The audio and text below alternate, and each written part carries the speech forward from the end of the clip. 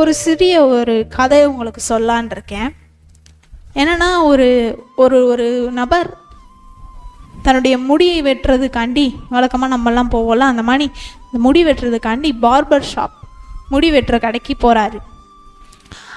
அவர் வந்துட்டு அந்த முடி வெட்டுற அந்த பார்பரோட ரொம்ப தெரிஞ்ச ஒரு ரெகுலர் கஸ்டமர்.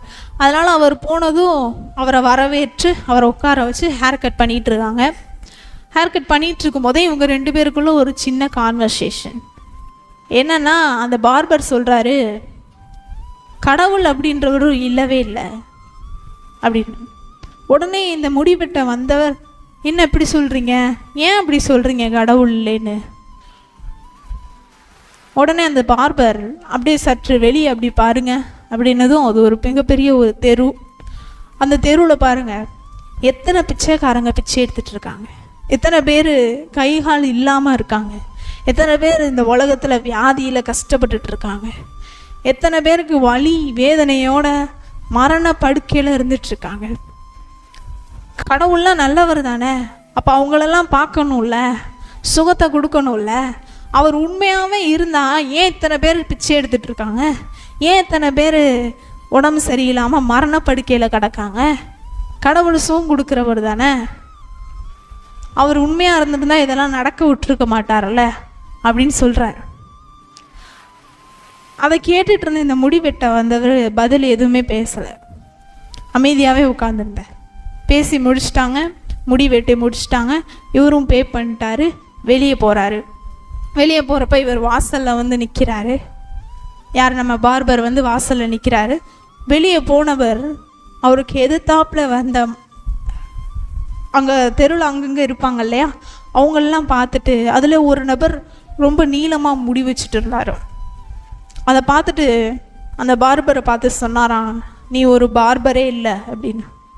என்ன இப்படி சொல்கிறீங்க, இப்போ தானே உங்களுக்கு முடியை வெட்டினேன், நான் தானே இப்போ முடி வெட்டினேன், இந்த இவ்வளோ பெரிய பார்பர் ஷாப்புக்கு நான் தான் பார்பர் அப்படின்னு சொன்னாராம். அதுக்கு அந்த மனிதர் சொன்ன ஒரு காரியம், நீ உண்மையான பார்பராக இருந்தால் இத்தனை மனிதர்கள் தலையில் இவ்வளவு தேவையில்லாத முடி இருக்காது.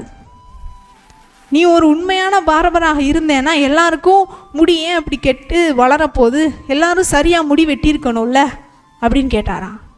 அதுக்கு அந்த பார்பர் சொன்னாராம், அது எப்படி முடியும், என்னை தேடி யார் வர்றாங்களோ அவங்களுக்கு மட்டும்தான் என்னால் முடியை வெட்ட முடியும்.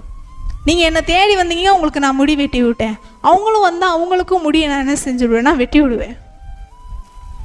அதை தான் சொன்னாராம். அதே மாதிரி தான் கடவுள் சுகத்தை கொடுக்குறாரு, பலன் கொடுக்குறாரு. சுகம் இருக்குது, பலன் இருக்குது.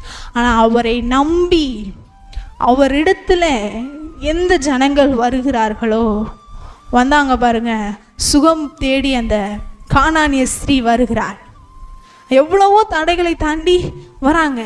12 வருட பெரும்பாடுள்ள ஸ்திரீ வர்றாங்க. இப்போ அவரை நம்பி, ஏன் சொல்கிறேன்னா, அவர் உங்களை நம்பி எல்லாத்தையும் கொடுத்துருக்காரு. தன்னுடைய சொந்த குமாரனை உங்களுக்காண்டி கொடுத்துருக்கிறார், தன்னுடைய சொந்த மகனை கொடுத்துருக்கிறார், தன்னுடைய சொந்த ரத்தத்தை உங்களுக்காக சிந்தி இருக்கிறார்.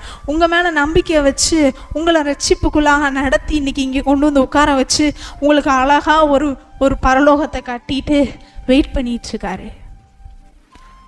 அப்போ நீங்களும் அவரை நம்பி அவரிடத்துல காணிக்கை தசமபாகங்களை கொடுக்கும்போது, தேவன் ஐஸ்வர்ய தேவன் தான், நான் இல்லைன்னு சொல்லலை, அவர்கிட்ட ஆசீர்வாதங்கள் இருக்கிறது, ஐஸ்வர்யங்கள் இருக்கிறது. ஆனால் அவரிடம் யார் வருகிறார்களோ, அவரை நம்பி யார் அவர் கையில் வைக்கிறாங்களோ அவர்களை தேவன் பல மடங்கு ஆசீர்வதிக்கிறார். இப்போ நம்பிக்கையெல்லாம் யார் மேலே இருக்கணும்னா, அவர் சிந்திய இரத்தத்தின் மேலே இருக்கணும், அவர் மேலே இருக்கணும்.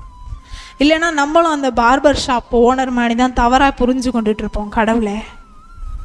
அவரை நம்பி அவரிடத்துல வந்து நீங்கள் கொடுக்கும்போது உங்களை அவர் பல மடங்கு ஆசீர்வாதங்களாலே நிரப்புகிறார். உங்களுக்கே தெரியாது இதெல்லாம் ஒரு ஆசீர்வாதம் அப்படின்னு. நம்ம நார்மலாக நடக்குது அப்படின்னு நினச்சிட்டு இருப்போம். ஆனால் அது எல்லாம் அவர் நமக்கு கொடுத்த ஆசீர்வாதங்கள். எந்த பிரச்சனையும் இல்லாமல் இருக்கீங்களா, பக்கத்து வீட்டுக்காரங்கள்லாம் சண்டை போடாமல் இருக்காங்களா, அதே ஒரு மிகப்பெரிய ஆசீர்வாதம் தான். நிம்மதியாக வாழ்ந்துட்டுருக்கீங்களா, அதுவே ஒரு மிகப்பெரிய ஆசீர்வாதம் தான். ஏன்னா பல பேர் இன்றைக்கி சண்டை போட்டுட்டு சண்டையோடையும் மல்லுக்கட்டோடையும் வாழ்ந்துட்டுருக்காங்க. இப்போ நமக்கே தெரியாமல் எல்லா விதத்திலும் தேவன் நம்மனை ஆசீர்வதித்து கொண்டு இருக்கிறார். ஐஸ்வர்யத்தில் நாம் பெருகணும்னா அவரிடத்துல என்ன செய்ய வேணும்னா கொண்டு வந்து கொடுக்க வேண்டும். கடவுளிடத்துல கொடுங்கள், கடவுள் உங்களை பெருக செய்வார். அவர் மீது உங்கள் நம்பிக்கையை வையுங்கள்.